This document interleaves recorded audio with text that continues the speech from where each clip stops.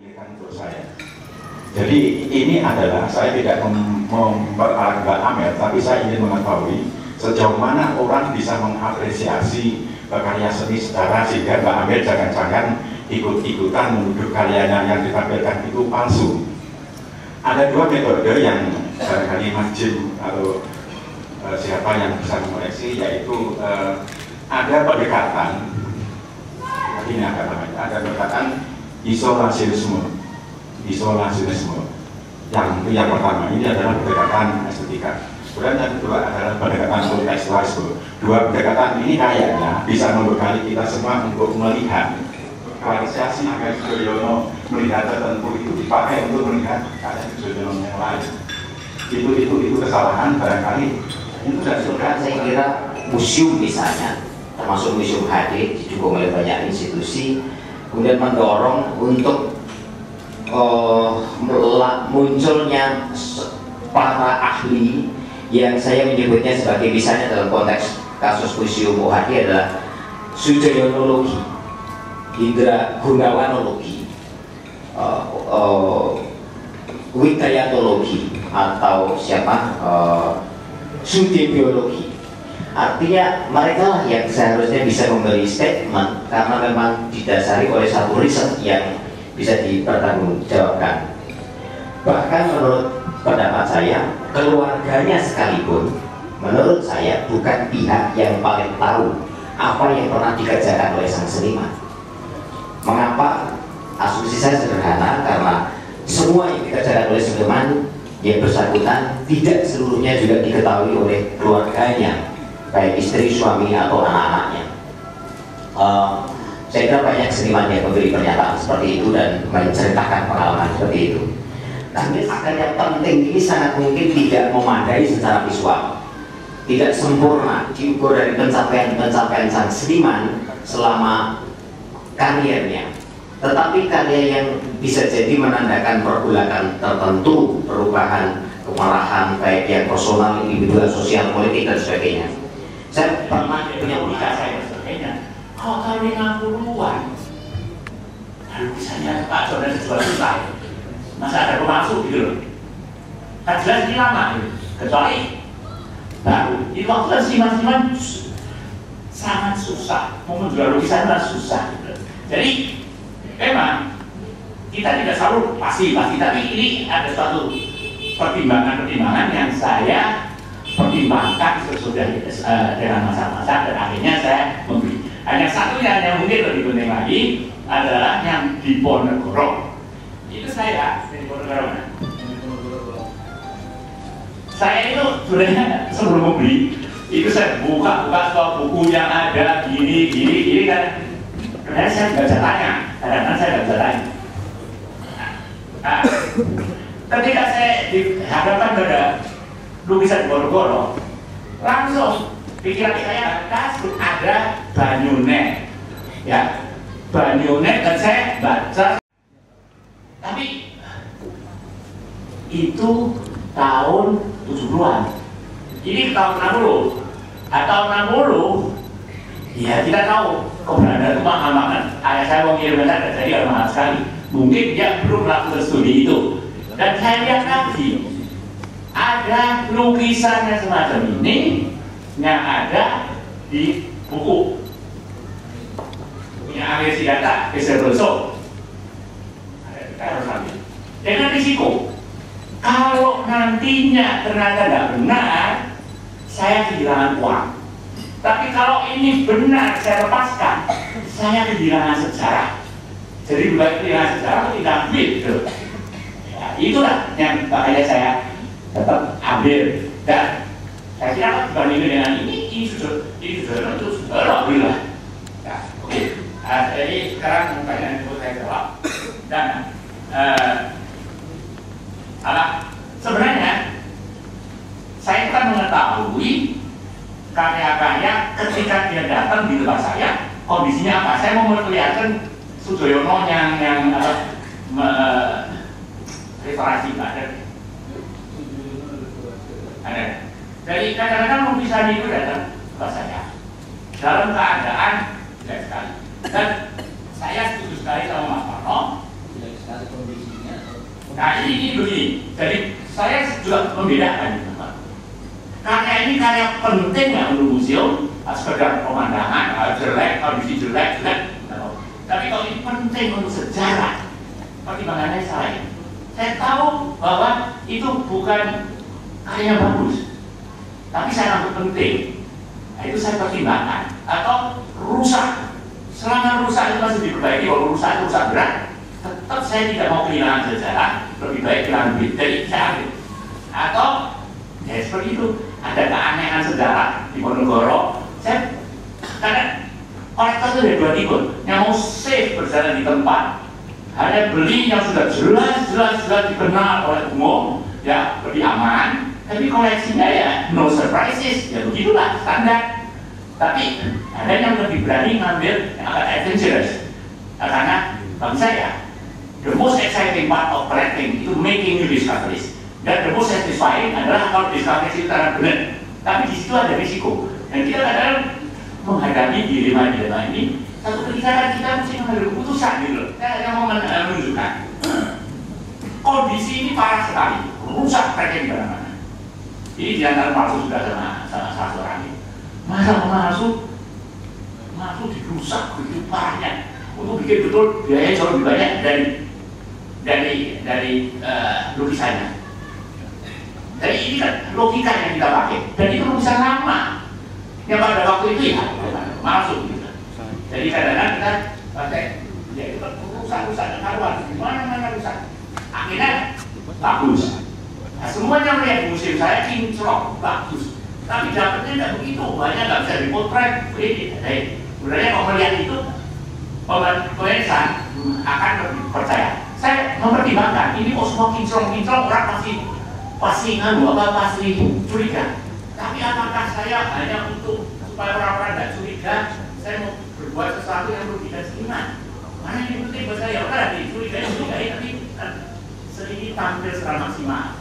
Dengan lampu LED yang seru dan suara, cacatnya itu luar biasa keluarnya.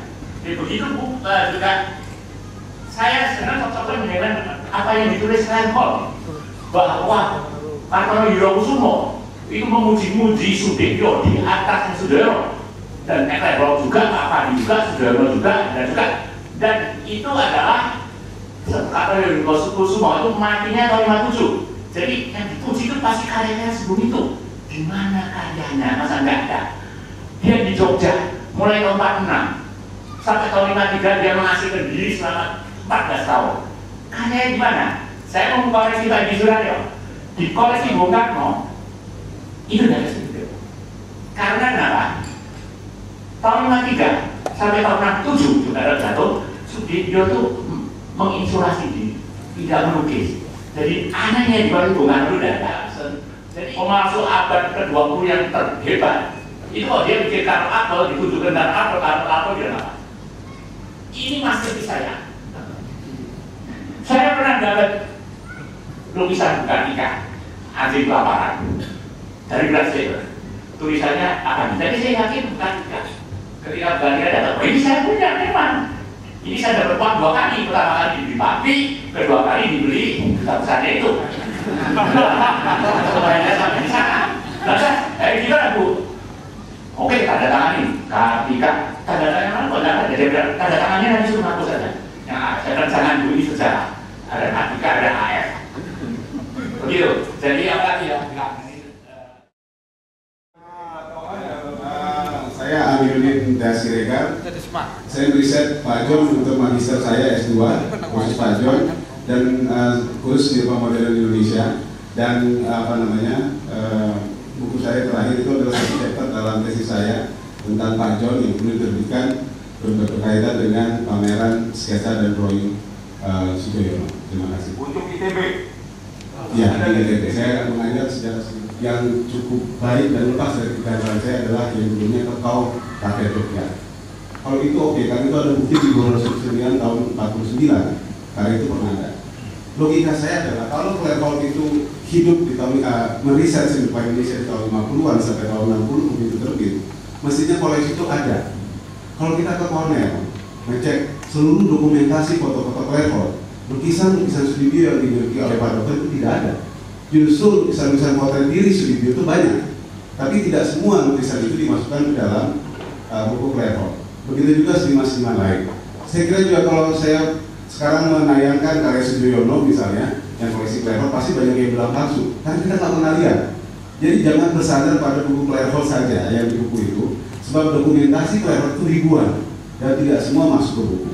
Kejanggalan pertama dalam konteks Sudibyo adalah ukurannya sangat besar. Kalau kita lihat koleksi Bung Karno, Seko misalnya, yang ada di museum di Jogja, misalnya Presiden Jogja, itu semua museum, semua karya yang diciptakan pada tahun akhir 40-an itu ada jahitannya.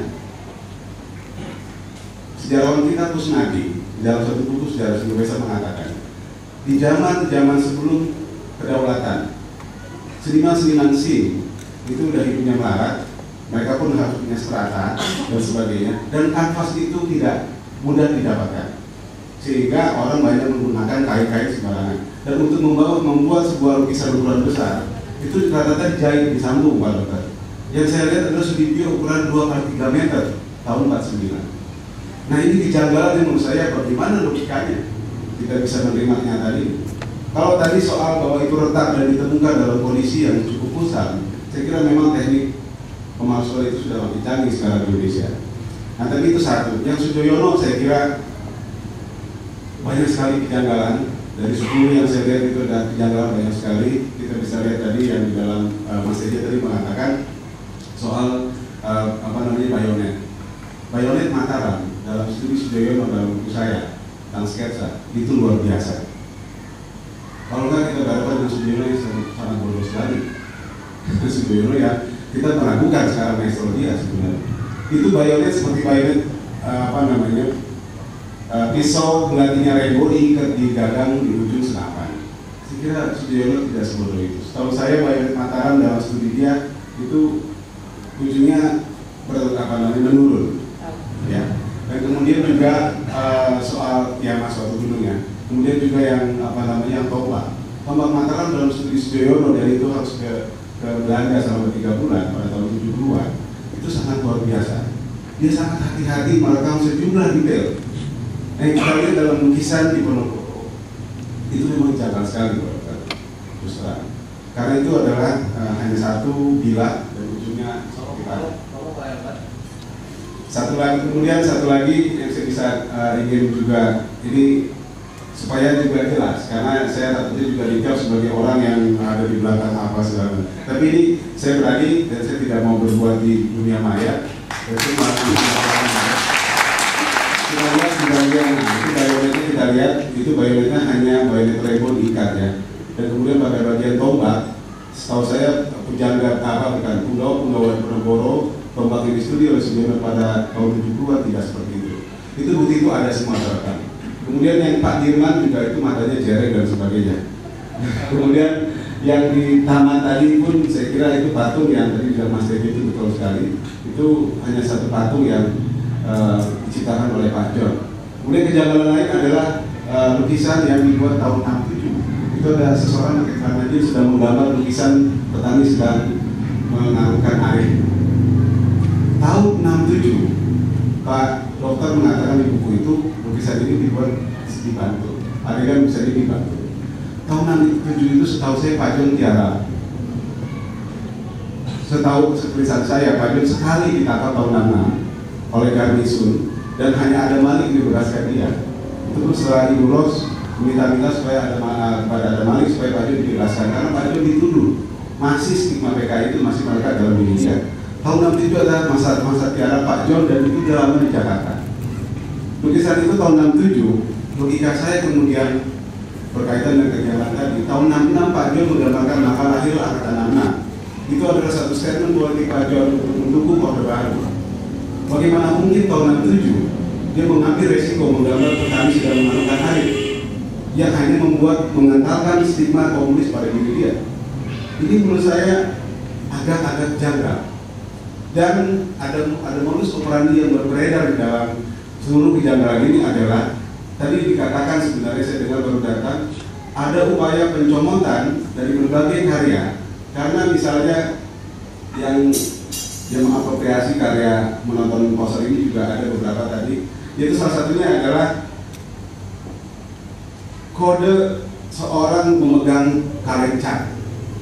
Dari seluruh lukisan Pak John, mudah-mudahan saya salah, Tuhan yang benar, hanya satu kode itu muncul, yaitu pada lukisan Makalah Hela angkatan 66. Itu kode gimmick yang pertama kali muncul. Tetapi di dalam lukisan-lukisan yang saya lihat di museum, itu beberapa kali ada petunjuk anak kecil sedang memegang kaleng cat. Saya kira cukup janggal, sangat cukup janggal. Dan juga ini yang coba bisa dilihat yang coba tadi digeser, ada petani menanamkan ini tahun 67 ya, dan ini dikatakan itu di adegannya itu di daerah Bantul. Saya kira nggak mungkin Pak Jo menggambar itu di sana, dan dia lagi tiarap, dia lagi ketakutan, ada stigma komunis, dan dia tidak berani. Dan ini saya kira banyak sekali kalau kita riset lebih jauh.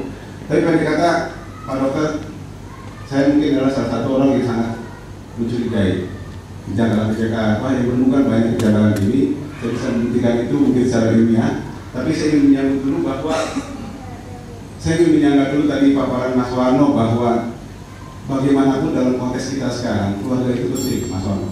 Saya kira tidak bisa. Ketika tadi kita berulang kali mengatakan infrastruktur dan sebagainya nggak ada sejarah, nggak ada sejarah, saya cukup tersinggung sebenarnya. Ya ada sejarah, dan kita sedang melakukan itu. Tapi maksud saya adalah untuk konteks-konteks ini penting. Saya kira ini penting Pak Jim. Konteks soal palsu di Paskoka ini sejarah kita berakhir semua. Jadi dikatakan oleh Pak Budi kita bisa apa? Kita bisa sesuatu yang benar. Tapi itu penting, dan saya kira kita bisa bersandar pada sejarah, pada keluarga, dan keluarga saya kira juga banyak menemukan kejanggalan. Saya baru aja kemarin ada satu kejadian di Sumarja itu kedatangan seseorang yang berlebihan Sujoyono, dan saya nggak pernah sekali Pak Dokter, seringkali gara-gara pameran sketsa Sujoyono di Sumarja, saya balik kedatangan untuk meng-cross check apa ini palsu atau bukan. Saya nggak jago aja, saya pura-pura aja jago sekali, dan itu emang semua palsu, dan itu canggih, dan itu mohon maaf Pak Dokter, itu mirip sekali dengan yang ada di museum Pak Dokter. Kemarin itu ada wartawan Tempo yang menyaksikan, saya bilang jam 12 kamu datang, ada orang melukis Sujoyono banyak. Datang Anwar dari majalah Tempo, dia standby di Galeri Semaja dan ada di bawah lukisan Sujoyono. Langsung saya bilang dari jauh, oh maaf ya ini bukan Sujoyono. Saya motifnya tahu sekali. Kalau gitu Mas foto bareng deh dengan lukisan ini, kok nggak bisa? Kalau foto bareng itu udah sertifikasi dari saya. Nanti dia bisa pakai itu buat minta ke pesantren atau minta ke ini gimana gitu ya. Tapi itu yang saya tahu. Jadi kalau kita bisa lebih intim, karena ini menurut saya ada persoalan penting di luar dari konteks persoalan yang lain, saya kira ini penting sekali, dan ini mungkin momentum yang baik untuk kita untuk benar-benar melihat kasus ini menjadi kasus yang saya setuju sekali, bukan kasus untuk mendeskripsikan satu pihak dan kemudian memenangkan pihak lain, tapi ini kasus bersama yang membuat ya kita mestinya mulai menghargai siapa yang benar-benar menekuni persoalan-persoalan ini, dan kemudian berilah dia satu penghargaan, dan kita biarkan dia kemudian juga bersuara dan memang menentukan cukup memberikan satu kontribusi yang signifikan pada persoalan-persoalan semacam ini. Jadi terus terang Pak Dokter, banyak kejanggalan di koleksi karya Pak Dokter. Demikian, terima kasih.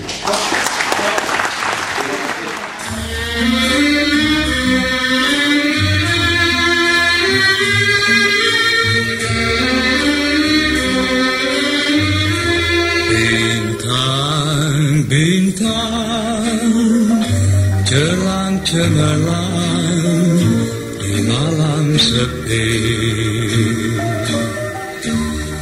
bertaburan di angkasa segala, menghias alam.